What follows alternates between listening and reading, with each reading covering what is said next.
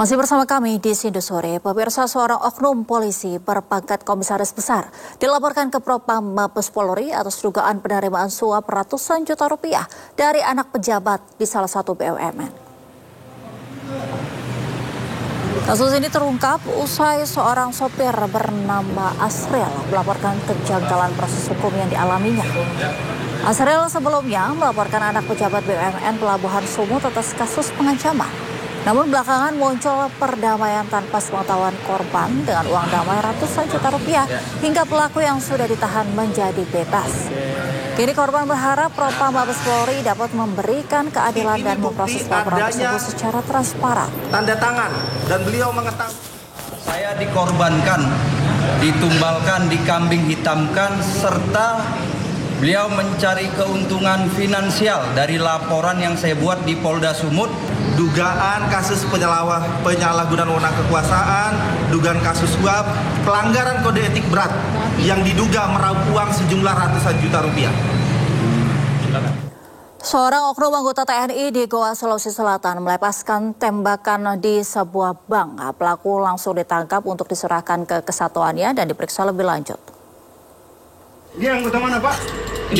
Dia mengakunya tadi divisi, Pak. Oknum anggota TNI PKSI ditangkap usai melakukan penembakan ke arah anggota TNI di Kabupaten Goa, Sulawesi Selatan.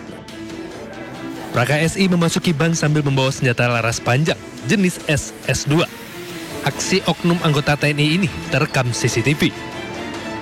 PKSI datang dengan tujuan untuk bertemu dengan kepala cabang bank setempat. Tidak berhasil bertemu dengan kepala cabang, PKSI emosi melihat kedatangan 5 anggota Intel Kodim hingga melepaskan tembakan ke arah petugas Intel hingga peluru mengenai dinding pos keamanan. Usai melepaskan tembakan, oknum TNI tersebut langsung ditangkap dan dibawa ke Makodim 1409 untuk dimintai keterangan. Sehingga dari pihak security bank menelpon anggota unit Intel, sehingga anggota unit Intel datang ke sana. Pas datang ke sana, yang bersangkutan ini kaget. Kenapa ada orang Intel di sini? Sehingga langsung senjatanya diangkat menuju ke anggota kami, diarahkan ke anggota kami. Pada saat pas diarahkan larasnya ke badannya anggota kami, langsung ditangkis ke atas, terus terjadi letusan seperti itu. Terus untuk kondisi anggota kami sampai sekarang tidak apa-apa. Usai ditangkap di kantor Kodim setempat, pelaku PKSI kini diserahkan kepada kesatuannya untuk dilakukan proses pemeriksaan lebih lanjut. Sementara motif pasti penembakan masih diselidiki petugas setempat.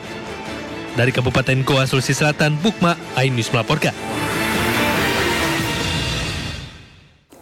Pemirsa, polisi mengungkap perkembangan baru mengenai kasus pembunuhan kepala cabang Bank BUMN. 2 tersangka kasus tersebut juga merupakan dalang pembobolan rekening Dorman sebesar 204 miliar rupiah.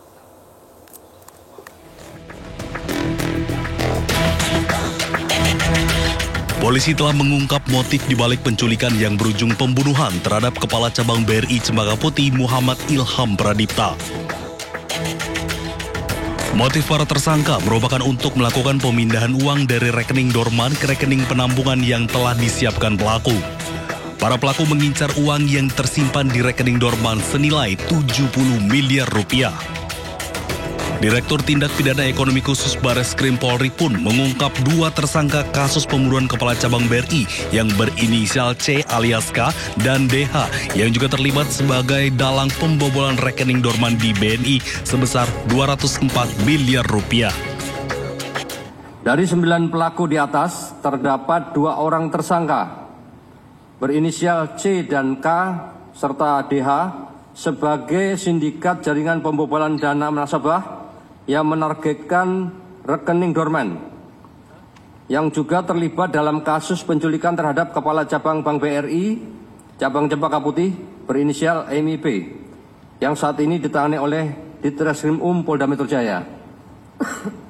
Dengan modus operandi, para pelaku merupakan jaringan sindikat pembobol bank yang menargetkan pemindahan dana yang ada di dalam rekening Dorman di luar jam operasional bank. Sebelumnya, Kepala Cabang Bank BUMN ditemukan tewas di area persawahan di wilayah Kabupaten Bekasi pada Kamis 21 Agustus 2025 lalu. Korban ditemukan dengan kondisi wajah, kaki, dan tangan terlilit lakban hitam usai diculik di parkiran sebuah pusat perbelanjaan di Jakarta Timur. Dari Jakarta, Tim Liputan iNews melaporkan. Kita beralih ke informasi lainnya, pemirsa. 2 kendaraan dinas pejabat berplat nomor merah terekam warga menerobos jalur khusus busway di Kebayoran Lama, Jakarta Selatan. Sontak aksi tak terpuji itu mendapat komentar negatif ribuan warganet. 2 kendaraan berplat nomor merah atau mobil dinas terekam kamera nekat melaju di jalur koridor 13 yang seharusnya hanya diperuntukkan untuk bus Transjakarta saja. Salah satu warga mengaku kejadian saat dirinya tengah menunggu kedatangan bus Transjakarta di halte Kebayoran Lama pada pukul 6.30 pagi. Tiba-tiba mobil yang diduga milik seorang pejabat beserta pengawalnya lewat di jalur yang seharusnya tidak boleh dilalui kendaraan pribadi. Sontak video ini viral dan ditanggapi ribuan komentar negatif warganet. Namun hingga kini belum diketahui kendaraan dinas itu milik siapa. Gubernur Jakarta Pramono Anung pun merespon kejadian ini usai viral. Ia menyatakan jika pengendara yang melakukan pelanggaran ini pasti akan mendapatkan ejekan dari masyarakat. Kemudian menggunakan jalur busway dan sebagainya. Dan ini pasti dibully lah oleh publik. Eranya sudah era digital, sehingga orang dengan sangat gampang untuk mengetahui. Dan saya berdoa mudah-mudahan yang menggunakan plat merah itu ketahuan. Pramono juga mengingatkan jika di era digital saat ini, seseorang bisa dengan mudah menjadi sorotan publik, apalagi dia pejabat negara. Tim Liputan iNews melaporkan. Dan untuk mengetahui situasi lalu lintas terkini di pusat kota Jakarta, kita bergabung dengan Ismalia Meidasari dari kawasan Semanggi. Ismalia, apakah ada kemacetan parah lalu lintas seperti 3 hari terakhir?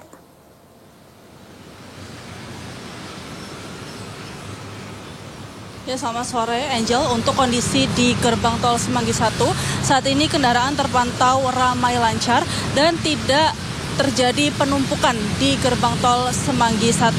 Bisa dilihat juga di belakang saya ini, memang untuk di gerbang tol Semanggi 1 beberapa waktu lalu memang mengalami kemacetan parah, imbas memang ditutupnya beberapa gerbang tol dalam kota yang beberapa waktu lalu diberlakukan. Namun pada hari ini di gerbang tol Semanggi 1 ini sudah mulai dibuka secara parsial. Dan untuk gerbang tol Semanggi 1 ini sudah dibuka 2 gardu sekaligus, sehingga bisa dilihat juga di layar televisi Anda tidak ada terjadi penumpukan kendaraan ataupun kemacetan yang panjang di tempat kami melaporkan. Dan memang kalau misalnya kita lihat juga di sini Angel, untuk di jam ini tepatnya pada pukul 17.46 memang merupakan jam pulang kerja bagi warga Jakarta, sehingga memang banyak sekali kendaraan yang melaju di tempat kami melaporkan. Dan Angel, sebagai informasi juga ada beberapa tol dalam kota yang mengalami perbaikan seperti di gerbang tol Senayan, gerbang tol Selipi 1, gerbang tol Selipi 2, gerbang tol Kuningan, gerbang tol Semanggi 2. Namun di tempat kami melaporkan ini sudah mulai dibuka secara parsial dan bisa dilihat kendaraan dari arah Jalan Gatot Subroto menuju Cawang ini juga sudah mulai bisa melewati gerbang tol Semanggi 1. Namun memang beberapa waktu lalu di gerbang tol Semanggi 1 ini sempat mengalami penutupan sehingga terjadi kemacetan yang cukup mengular di tempat kami melaporkan. Namun sebagai informasi juga Angel, ada gerbang tol dalam kota yakni gerbang tol Pejombokan ini juga masih mengalami penutupan, sehingga warga Jakarta ini yang hendak berpergian melalui gerbang tol dalam kota dihimbau untuk tetap waspada untuk mencegah kejadian yang tidak diinginkan. Dan juga warga Jakarta ini diminta untuk tetap mengecek jadwal penutupan atau pembukaan gerbang tol dalam kota melalui sosial media Jasa Marga, sehingga mereka dapat mengetahui kapan gerbang tol dalam kota ini dibuka dan ditutup. Kembali ke Anda, Angel. Terima kasih Ismalia melaporkan langsung dari seberang gerbang tol Semanggi 1 Jalan Gatot Subroto, Jakarta. Selamat bertugas kembali. Kita lanjutkan informasi selanjutnya, pemirsa. Kejaksaan Agung tak gentar hadapi pra-peradilan Nadiem Makarim, Menteri Pendidikan, Kebudayaan, Riset dan Teknologi periode 2019 hingga 2024 yang mengajukan pra-peradilan usai ditetapkan sebagai tersangka kasus korupsi laptop. Mas Menteri, kata-kata hari ini Mas Menteri. Mas Menteri. Usai ditetapkan tersangka korupsi laptop, mantan Mendikbudristek Nadiem ajukan pra-peradilan. Kuasa hukum menilai penetapan tersangka Nadiem tidak penuhi syarat minimal 2 alat bukti permulaan, salah satunya berupa audit kerugian negara dari BPK atau BPKP. Kejagung pun tak gentar hadapi pra-peradilan, sementara terkait bukti yang ditanyakan kuasa hukum, Kejagung menyebut akan membahasnya di persidangan. Pertama itu sudah masuk ke materi pokok perkara, sama ya. Yang jelas itu nanti dalam persidangan yang masuk materi pokok perkara. Kalau pra peradilan itu hanya konsepnya kan hanya sah tidak sah penyitaan, penangkapan, penggeledahan, dan diperluas penetapan tersangka, itu aja. Selain kasus korupsi laptop, saat ini Kejaksaan Agung menangani sejumlah kasus lainnya.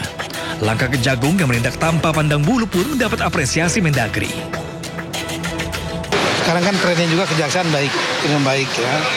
Nah, kita harapkan akan lebih baik sehingga menciptakan iklim kompetitif di antara anggota yang puluhan ribu. Itu akan berpengaruh sekali. Sehingga kinerja Kejaksaan insya Allah akan lebih baik lagi. Jadi saya menyampaikan apresiasi yang tinggi dan ini harusnya terus dilakukan. Jadi ada reward dan ada punishment juga gitu. Nadiem Makarim sendiri ditetapkan sebagai tersangka oleh Kejaksaan Agung pada 4 September 2025. Ia pun langsung ditahan selama 20 hari sejak ditetapkan di Rutan Salemba, Cabang Kejaksaan Negeri Jakarta Selatan. Akibat korupsi ini, negara merugi lebih dari 9 triliun rupiah. Tim Liputan iNews melaporkan.